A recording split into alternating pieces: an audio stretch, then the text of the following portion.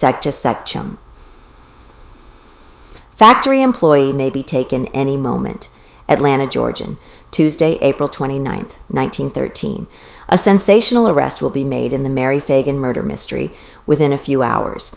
It will be based on the firm theory of the police and detectives that the strangled girl was never outside the factory of the National Pencil Company from the time she went in there for her pay, Saturday noon, until her dead and mutilated body was taken to the morgue early Sunday morning. The detectives do not believe that Arthur Molnax is guilty of the murder. They do not believe that J.M. Gant is guilty of the murder. They do not place any dependence on the identifications of Gant and Molnax made by various persons before Chief of Detectives Lanford. They are confident that the author of the terrible deed was a person who is not under arrest at the present time. They know his name. They have talked with him. They have his story of what he declares is all he knows of the happenings Saturday night in the building of tragedy on Forsyth Street. But they are not satisfied with his tale. It is known that they will have him behind the bars within a few hours.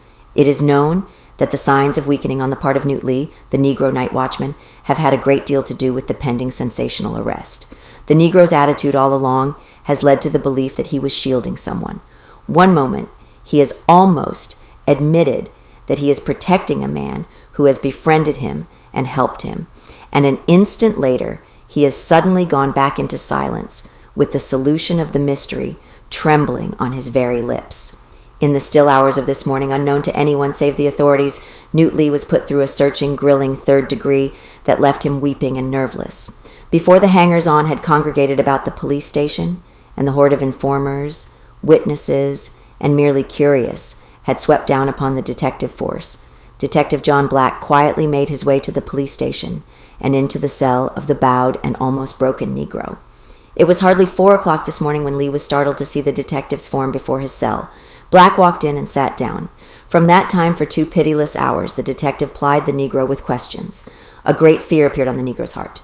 Not that he feared for himself or because of his own guilt, but that he was frightened at the terrors of the law which slowly were forcing him to open his lips and reveal the man who was hiding behind him.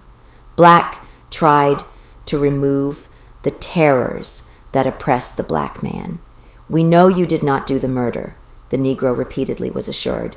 "We know you are guiltless of the whole affair, but we know that you know exactly who did it and that you are protecting that person."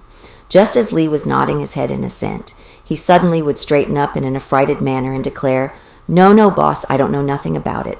I don't know nothing about it. Before God, I don't."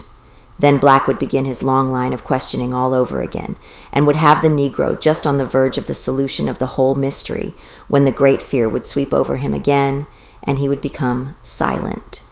What is regarded as a most important and significant circumstance in bearing out the newly developed theory that the girl never left the factory after she went in there to get her pay envelope, Saturday noon, is the fact that Lee will not swear that he saw her leave the building. The Negro did not see her go out. No reliable testimony has been produced that she was seen from the time she went in the building at noon, although she most certainly would have been seen had she followed out her announced intention of seeing the Memorial Day parade. Leo Frank, superintendent of the factory, admits that he himself does not know positively of the girls leaving the building. Captain George S. Mayo of the police department most strongly urged Chief Beavers today the advisability of taking Superintendent Frank into custody for Frank's own protection. He said he had heard serious and well-defined threats against factory employees' arrest as slayer near as a result of sweating watchmen, continued from page 1. The executive head of the National Pencil Company's factory, and considered that the action was warranted from the standpoint of safety, if for no other reason.